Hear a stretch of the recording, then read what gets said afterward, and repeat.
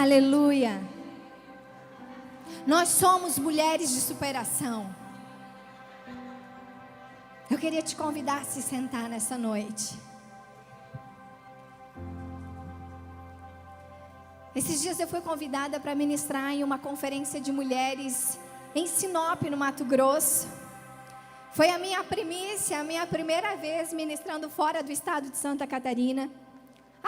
Perdão, já ministrei no Rio Grande do Sul, né? É verdade. Não, aquele dia foi tu que ministrou, né, pastora?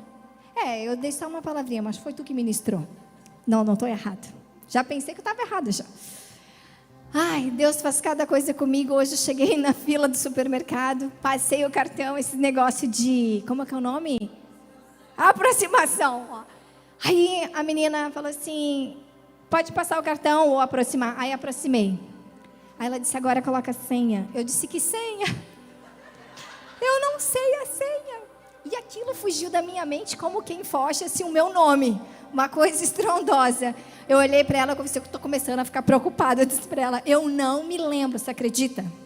E lá eu fiquei, daí já a fila estava aumentando, né? Final da tarde, era 4 e pouco da tarde. Eu fui comprar umas coisinhas para preparar um café para os pastores que estavam chegando. E aí eu olhei para ela e falei assim, meu Deus, parece que eu esqueci o meu nome. Mas eu não lembro a senha desse cartão, moça. Espera que eu vou dar um jeito. Aí eu estava sem celular para me ajudar. Aí eu não tinha como ligar para o apóstolo, porque ele sabe a senha, daí me ajudaria. Aí eu pensei assim, eu vou fazer o seguinte, você segura a minha compra, eu vou até ali no carro, eu pego meu celular e eu volto. Quando eu estava indo, eu disse, lembrei. A menina se assustou. Ela disse, que bom que tu lembrou. Gente do céu, às vezes a memória da gente foge, né? Acontece só comigo ou com vocês também? Amém, glória a Deus. Então não estou ficando velha. E eu fui ministrar nessa cidade.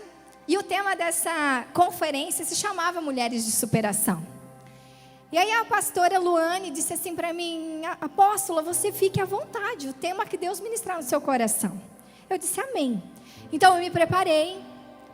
Busquei a presença do Senhor, pedi para Deus uma palavra, uma direção para aquele tempo, para aquele final de semana, aquilo que aquelas mulheres lá de Sinop, região, precisavam ouvir. E assim eu fiz. Mas quando eu cheguei no quarto do hotel, tinha um bilhete da pastora,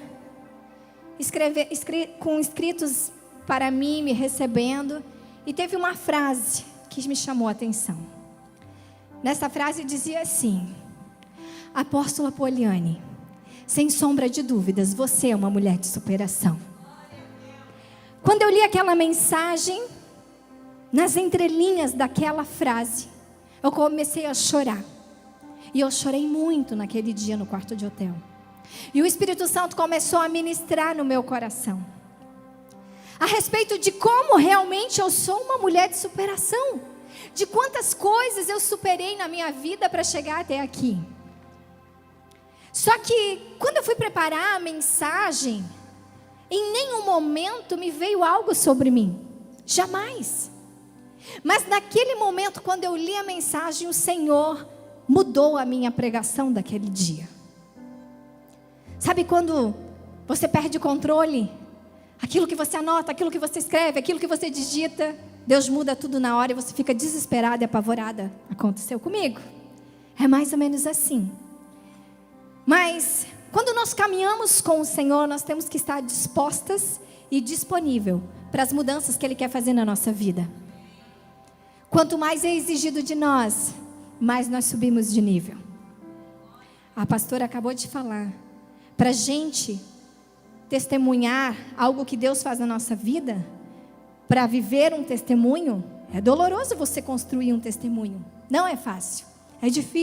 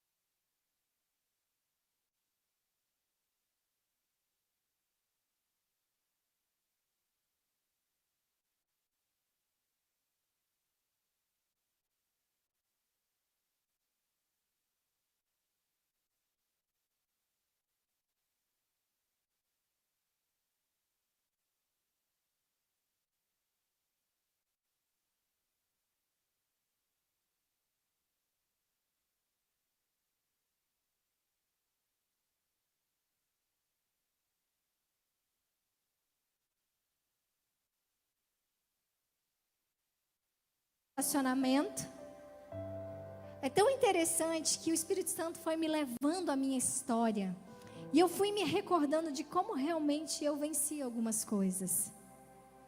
Porque às vezes a gente pensa assim, eu me casei, né? E eu atendo algumas mulheres que foram traídas, machucadas. Mas eu superei tanto aquilo que aconteceu na minha vida que eu me esqueço às vezes das coisas. Das quais eu mesma já passei.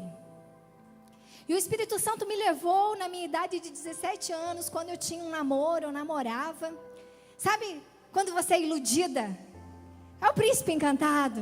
Eu vou me casar. Ele é um sonho. Sabe aquele casal de namorados que andava de mãozinha dadas na praça da cidade? Uma cidade que tinha pouco mais de 5.000 habitantes. Então, andava de mãozinha dada. Era o príncipe. Não, eu já fazia planos. Vou me casar, vou ter filhos. Vou morar aqui nessa cidade. Vou fazer minha faculdade não sei aonde, mas vou sempre voltar para cá. Porque a vida dele era lá, o trabalho dele era lá, a empresa dos pais dele era lá. E ele nunca ia sair de lá.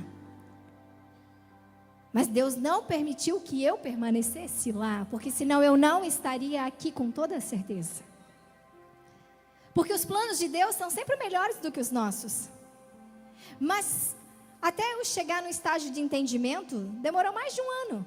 E nesse tempo todo, eu sofri de uma depressão. Porque eu vim visitar os meus pais, eu morava na cidade do Rio Grande do Sul, lá na cidade da pastora. Na verdade, naquele momento, eu ainda morava em Aratiba, no ano seguinte é que eu fui para Erechim morar. E eu vim visitar os meus pais e fiquei um mês de férias. E quando eu voltei, ele havia me traído. Ele tinha me trocado, com toda certeza, por uma outra menina. E quando eu cheguei, eu meia dona de si, falei assim, eu não aceito traição. Traí uma vez, trai sempre, isso aí não vai dar certo. Terminei o relacionamento como se fosse a pessoa mais bem resolvida da terra, só que não. À medida que os dias foram passando, a tristeza foi tomando conta do meu coração. E em um mês eu emagreci 5 quilos. Eu não comia, eu só chorava, eu não dormia, eu não tinha paz de espírito. Sabe aquela sensação que a sua vida vai acabar? Sabe aquela sensação que não existe outro homem na face da terra que vai me amar? Era mais ou menos assim. E a gente na vida da adolescência, todas aqui já passaram por essa fase, e tem umas mocinhas aqui que estão nessa fase. Parece que tudo vai ser o fim do mundo. Que nós não vamos virar a chave. Que nunca mais vamos encontrar alguém que nos ame. Que tinha que ser aquele. Porque se não for ele, não vai ter outro. E não, ele era tudo para mim. Eu quero morrer, eu quero me matar, né? Amém? Alguém se identifica? Estou vendo mulheres dizendo assim. É mais ou menos assim, porque parece que vai ser o fim do mundo. E aí então, eu tive esse processo de depressão. E pela misericórdia de Deus, eu fui vencendo as estações, os meses. Mas como nunca foi curado, isso foi e voltou. Então, 2 anos e meio, 3 anos, 4 anos depois, meu pai veio a falecer e aí eu passei pelo processo do luto. Então eu tenho percebido que eu já venci muita coisa. Até o luto eu já venci. O luto foi muito difícil para mim. Vencer o luto foi uma das coisas mais delicadas que eu passei na minha vida. E uma das perguntas que eu me fazia era: como é que eu posso sofrer tanto por alguém que nunca me amou? Por alguém que me rejeitou a vida toda? Por alguém que me maltratou, que me humilhou, que me desprezou, que nunca me deu um abraço, que nunca disse para mim que eu era um presente para ele, porque eu cheguei um dia antes do aniversário dele.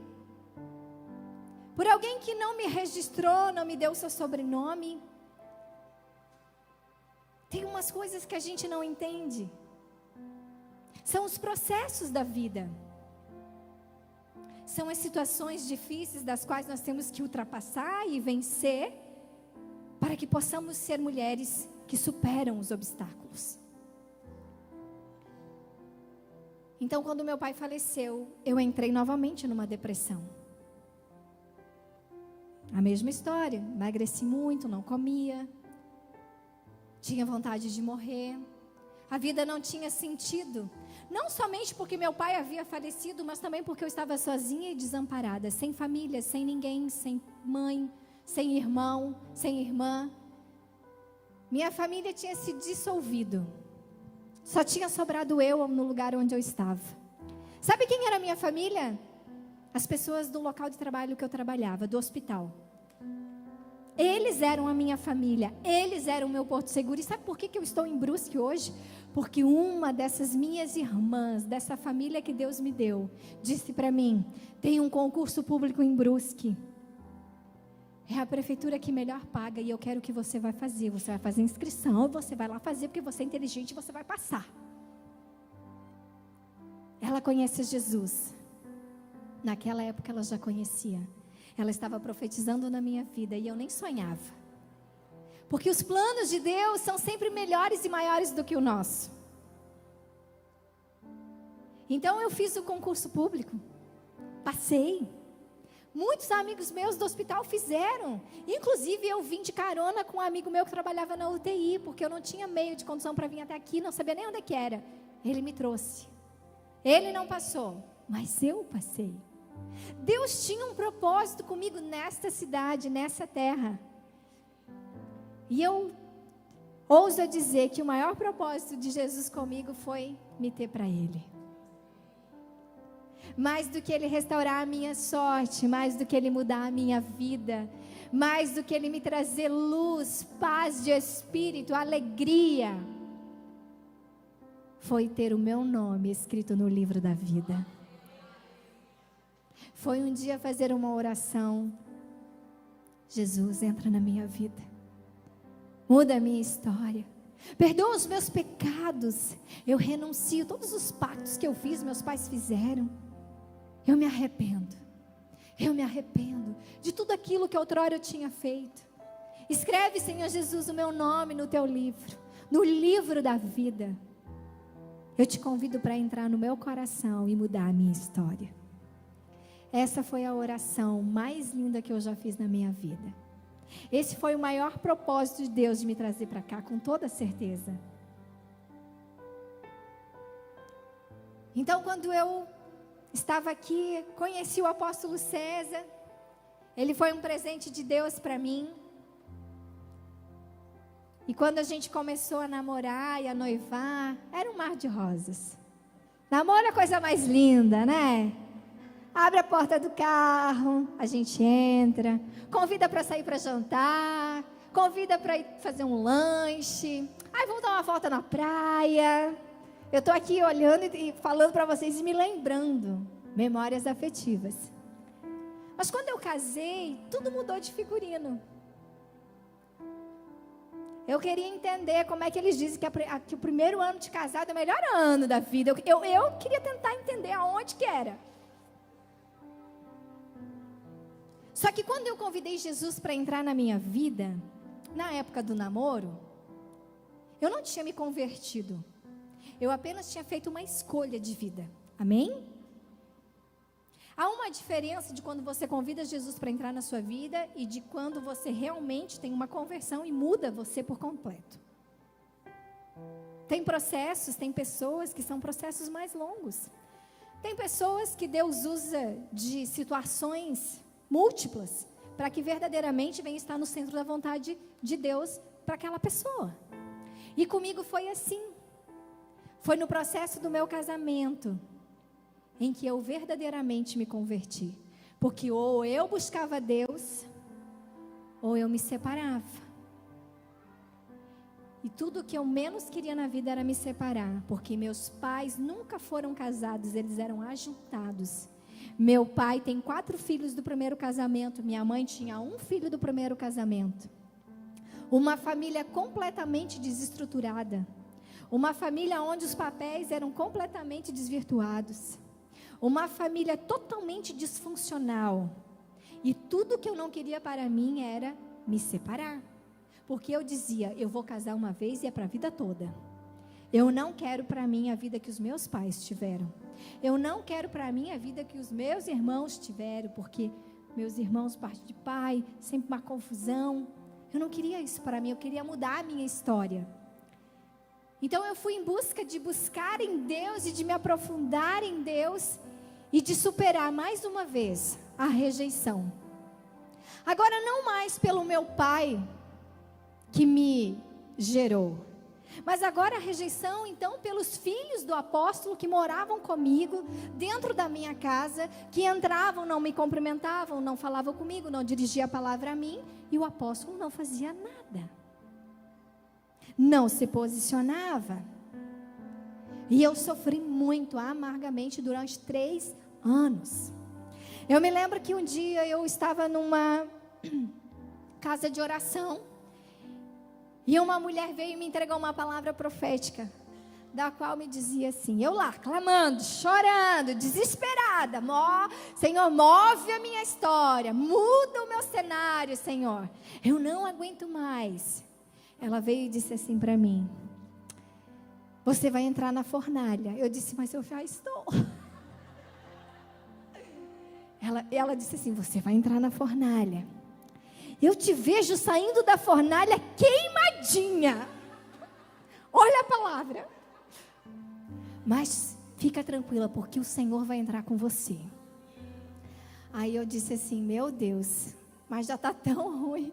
Será que vai ficar pior ainda?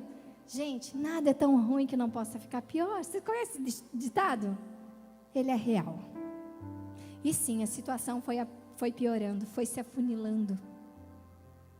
Até que um dia eu me levantei em oração e eu disse, eu não aceito mais.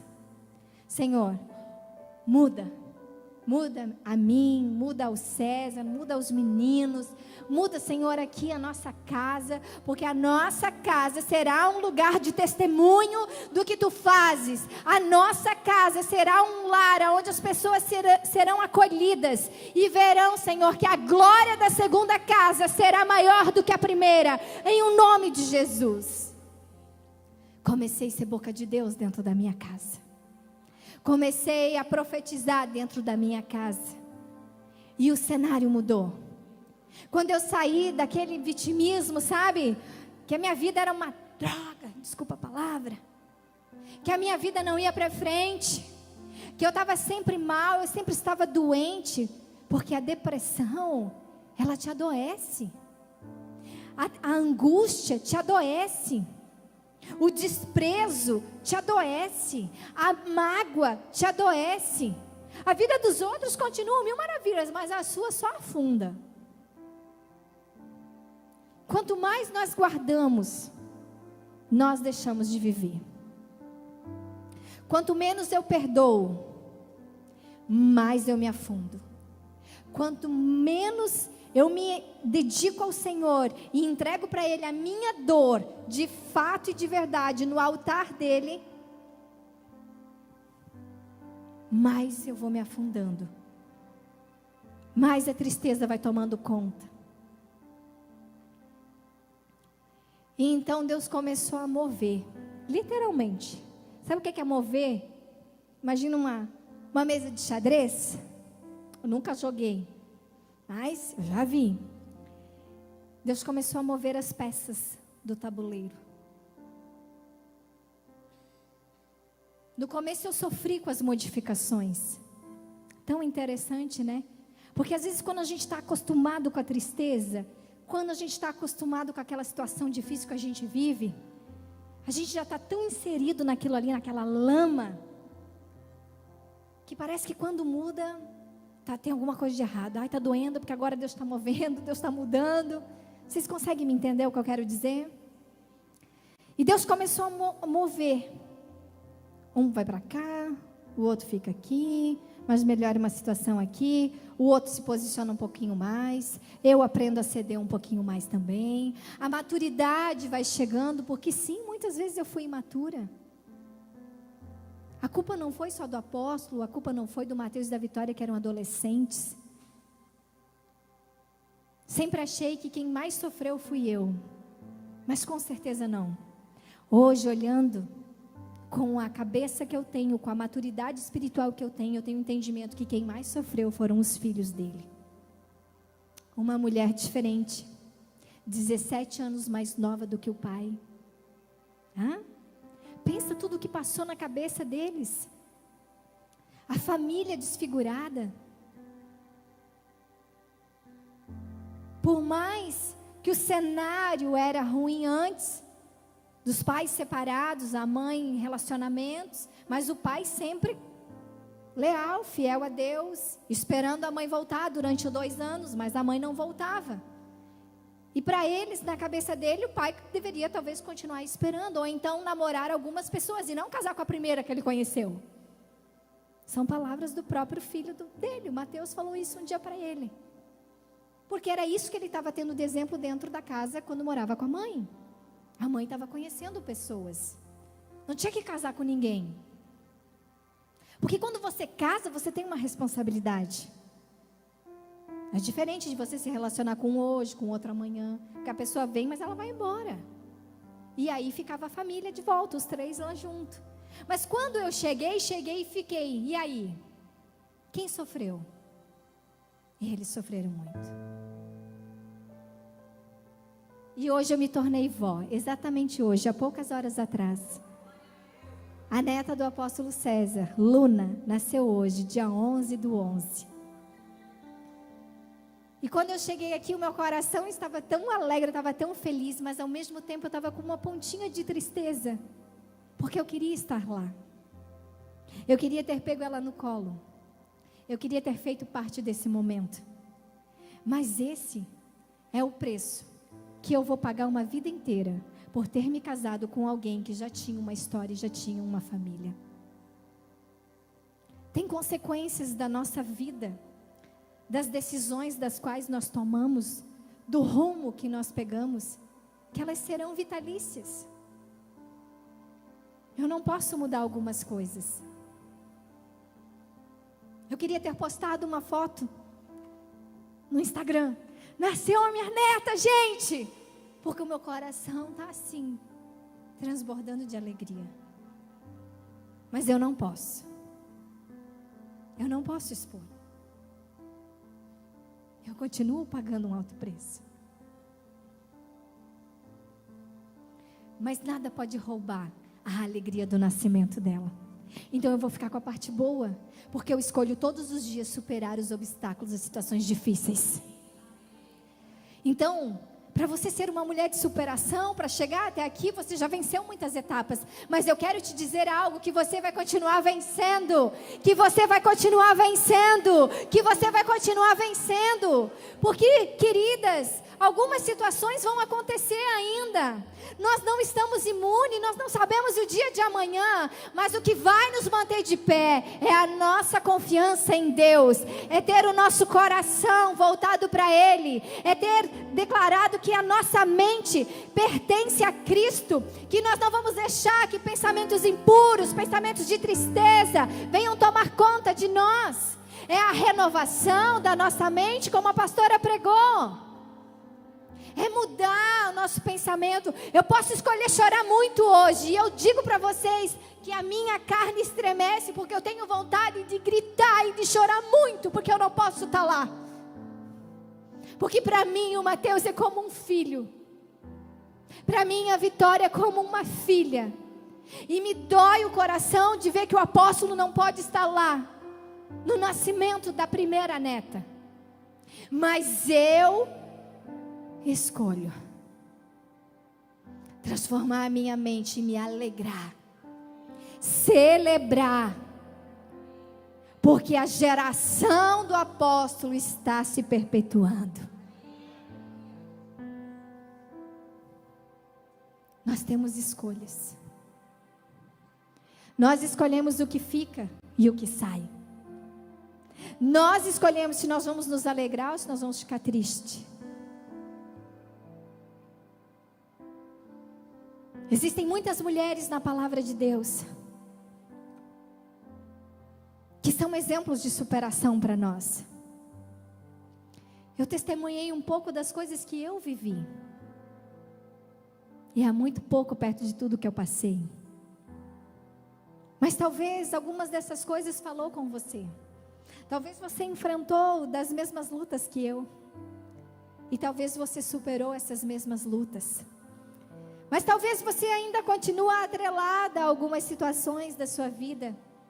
Mas em nome de Jesus, nessa noite você vai terminar de superar aquilo que ficou lá atrás. Amém? Algumas mulheres são exemplos para nós. Algumas mulheres da palavra de Deus me saltam os olhos. E duas delas é Ruth, uma e Esther, cujo qual ambas têm livros na Bíblia. Você sabia que elas são as únicas duas mulheres que escreveram um livro na palavra de Deus? O quão mulheres virtuosas elas foram no tempo em que elas passaram por essa terra.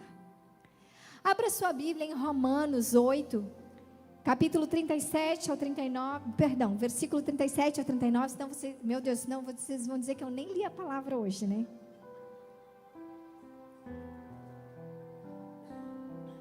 Romanos 8, do 37 ao 39.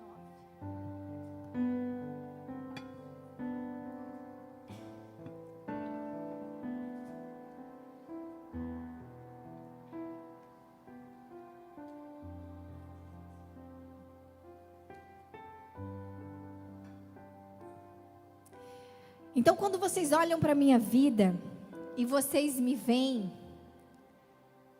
tão nova, né? Às vezes eu olho para mim e eu penso, meu Deus, vou ficar com mais cara de menina ainda.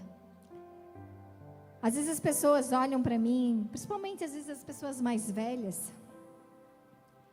Sabe quando a pessoa não te dá crédito? Sabe quando a pessoa olha para você e acha que você não sabe nada? Ai, Deus, eu só faço assim, amém, né? Glória a Deus. Mesmo com essa pouca idade, de 35 anos, já passei muita coisa para chegar até aqui. Já superei muita coisa na minha vida. E sou grata a Deus, porque nenhuma delas superei sozinha. Todas elas com a ajuda do Senhor. Porque nós precisamos entender que nós só somos mulheres de superação, não por aquilo que nós podemos fazer, ou pela capacidade que nós temos, ou pela força do nosso braço, mas porque o Senhor é conosco em todo tempo, porque Ele é fiel na nossa vida, e porque através dEle, nós somos mais do que vencedoras. Romanos 8, do 8 ao 37 ao 39 diz assim: mas em todas estas coisas, sabemos que mas em todas essas coisas, somos mais que vencedores, por meio daquele que nos amou. Porque eu estou bem certo de que nem a morte, nem a vida, nem os anjos, nem os principados, nem as coisas do presente, nem do porvir, nem os poderes, nem a altura, nem a profundidade, nem qualquer outra criatura poderá nos separar do amor de Deus que está em Cristo Jesus, nosso Senhor. Isso significa que todos os obstáculos que apareceram na nossa caminhada, na nossa vida, ou que porventura ainda aparecerão, porque a própria palavra nos diz, o que está por vir, nem o que está por vir, pode nos separar do amor de Deus. Nem a morte, nem a perca de alguém que nós amamos tanto, nem a vida, tão interessante, né? Quando você vai lendo as entrelinhas da palavra, você pensa, mas como assim, né? Nem a morte, se eu morrer, morri daí, né? Aí vou com Jesus. Quantas vezes eu li esse versículo pensando nessa questão? Até que um dia o Senhor falou comigo. Muitas pessoas param no meio do caminho, porque não entenderam que Deus recolheu a pessoas próximas a ela. E a morte acaba as separando, porque não se conforma como Deus levou alguém que era tão bom, alguém que era tão justo, um pai de família, uma mãe. Recentemente nós vimos uma advogada em Brusque que morreu e deixou uma filhinha de 9 meses. Uma pessoa boa, alegre, extrovertida, nova, com uma vida pela frente. Aí a gente vê outras situações de mães abandonando seus filhos, abortando. Não fecha, sabe? nem o presente, nem as coisas que nós estamos vivendo hoje, nem as lutas, os gigantes que você está enfrentando agora, nesse momento da sua vida. Nada pode te separar do amor de Deus. E na vida de Ruth foi assim. Ruth perdeu seu marido. Perdeu seu sogro primeiro, depois perdeu seu marido, perdeu seu cunhado. Todos aqueles que poderiam lhe passar uma segurança ou lhe dar uma segurança, morreram, partiram. E ela tinha 2 caminhos para escolher: ou ela voltava para a casa dos seus pais, para a terra que ela nasceu, da onde ela tinha vindo, ou ela seguia sua sogra Noemi. E a sogra olhou para ela e falou assim: olha, vocês voltem para a sua terra, voltem para suas famílias, porque eu não posso mais ter filhos e dar homens a vocês, mesmo que eles cresçam e suscitem em vocês descendência. Quem vai sustentar vocês? Mulheres naquela época não tinham valor. Elas só eram respaldadas se elas tivessem um homem que as sustentasse, ou que fosse como se fossem, não donos, mas que, ele usa a palavra no livro, agora me esqueci, me fugiu a memória, mas que tinham o direito sobre ela. Tanto é que quando Ruth volta para a casa de Noemi, na terra de Noemi, Boaz tomou ela por esposa, mas disse primeiro: tem um homem da casa de Noemi, que se ele quiser se casar com Ruth, ele é que tem direito para casar com ela, não eu. Não é da minha geração. Então Ruth é uma mulher que venceu muitos obstáculos, superou muitos traumas, superou a dor da perda do marido, o luto, superou a fome, superou ter que se separar da sua parentela, verdadeiramente para uma terra desconhecida, e nunca mais ver os seus parentes. Você já imaginou? Você ter que sair daqui, e ainda mais atrás da sogra. Ai, meu Deus. Nem era atrás da sogra. A minha é uma bênção, glória a Deus. A de vocês também, amém, amém, amém, amém. Ruth nos ensina que mesmo enfrentando grande tribulação, como uma mulher, no contexto do Antigo Testamento, que sem proteção não tinha direito a nada, corajosamente, ela continuou seguindo a Noemi, até a terra de Israel. Dedicou-se ao Senhor e desempenhou um papel fundamental na vitória de Deus sobre o pecado e a morte, por meio de sua fidelidade diária em face a duras circunstâncias. Ruth é um exemplo de uma mulher de superação. Esther é um exemplo de mulher de superação. Será que não foi para um tempo como este que tu estás aí? Você já ouviu esse versículo, não ouviu?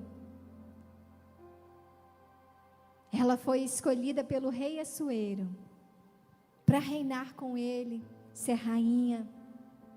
Mas o propósito de Esther estar lá no palácio não era ela usar roupas lindas e vestidos maravilhosos e colocar uma coroa de rainha, mas era para salvar o povo de Israel. Porque Deus, que criou o princípio, já conhece o fim. Então, quando Deus colocou Esther lá dentro, era para que ela se levantasse no momento em que a nação de Israel necessitasse. Então, mais do que vencer os medos dela, mais do que vencer a angústia de imaginar que talvez o rei não estendesse o cetro para ela quando ela foi lhe pedir algo, e isso era passível de morte, ela pensou em toda uma nação. Todos os judeus dependiam da ousadia e da coragem que Esther teve para superar o obstáculo daquele momento na vida dela. Maria, mãe de Jesus, é uma mulher de superação. Você imagina com 17 anos, novinha, descobrir que ela ia se casar com o homem do sonho dela, e vem um anjo e diz: olha, você está grávida. O filho que você dará não é seu, mas ele será o Salvador do mundo. Você tem uma missão. Deus está te incumbindo de gerar o Salvador, o Redentor. Mas e como vai ficar o meu marido? Como é que vai ser isso? E o anjo vai e fala com José também. Mas nesse meio tempo, a gente conta a história, a gente acha assim, né? Que é assim, né? Você já imaginou o que passou na cabeça dessa menina? Porque ela era uma menina. Como assim eu vou ser mãe do Salvador? Como assim aquele que vai nascer de mim vai salvar a humanidade? Como que eu estou grávida se eu nunca me deitei com um homem, nunca me relacionei com um homem? Como é que isso acontece? Como é que vai ser? Quantos questionamentos internos ela teve? Ela teve que superar os olhares de José. Você já imaginou como é que ele não olhava para ela de início?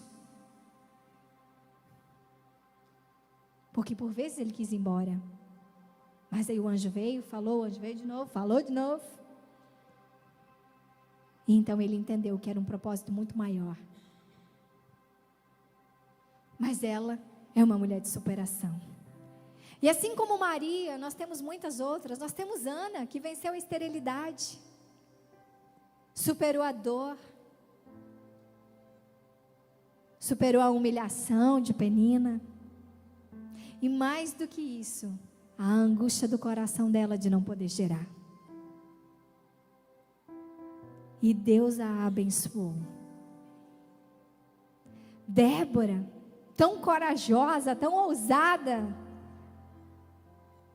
ajudou toda uma nação, a nação de Israel. 1000 anos antes de Esther estar no poder, no reino, e também novamente salvar a nação de Israel. Ô povo abençoado, né? Deus sempre levanta alguém. E eu tenho certeza que Deus te levantou aqui nessa noite para que você venha ser uma mulher de superação e ajudar pessoas ao seu redor a superar todas as dificuldades e os obstáculos que a vida lhes pôr. Amém? Fique de pé. O louvor pode subir. Olha para a amiga do seu lado. Você está olhando para uma mulher de superação. Você está olhando para uma mulher forte, para uma mulher corajosa, para uma mulher ousada, para uma mulher vitoriosa. Vai falando para ela, olhe para sua amiga do seu lado. Ei, você é vitoriosa, você é valorosa, você é uma vencedora. Eu vejo em você uma mulher de superação. Eu vejo que você ultrapassou, venceu muita coisa na sua vida. Por isso que você está aqui hoje. O Senhor se alegra com a sua vida. O Senhor te escolheu para um tempo como esse, para que outras mulheres sejam alcançadas, para que a sua família seja abençoada, para que a sua família venha se render aos pés de Jesus, porque há uma promessa para mim e para você. É eu e minha casa, é eu e minha casa. Você pode declarar isso? Eu e minha casa serviremos ao Senhor. Aleluia! Glória a Deus! Eu quero orar com você nessa noite. Com você que sente que já superou muita coisa e que é simplesmente grata. Simplesmente gratidão por tudo aquilo que você enfrentou, por tudo aquilo que você passou, por tudo aquilo que você venceu, e você está aqui para glorificar o nome do Senhor. Vem aqui à frente. Você que sente gratidão no seu coração.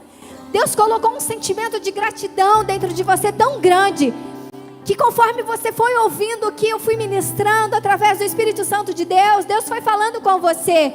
Quantas coisas você venceu. E por gratidão você vai vir aqui adorar a Ele. E eu quero orar com as pessoas que sentem que precisam superar algumas coisas na sua vida, alguns traumas do passado, algumas faltas de perdão que ainda está ali dentro do coração, algumas mágoas, sabe aquelas marcas que você olha e ainda dói, que quando você lembra, te machuca. Passaram-se anos, mas ainda dói.